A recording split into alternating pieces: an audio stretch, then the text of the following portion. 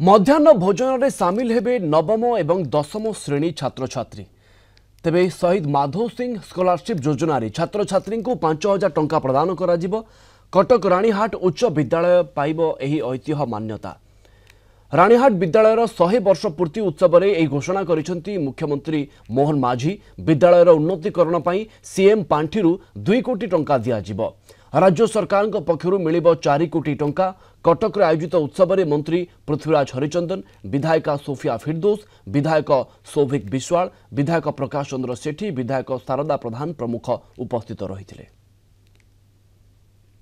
निश्चित भाव में 100 वर्ष जेहेतु ये विद्यालय पूरण करुँची ये ऐतिह्य संपूर्ण विद्यालय हम एवं से जो पुरातन जो बिल्डिंग गुड़िक अच्छी परिवर्तन होकर नुआ बिल्डिंग प्रस्तुत करा से सरकार विभिन्न जो पांठी अच्छी भितर 6 कोटी टंकार आज मुझे घोषणा करी।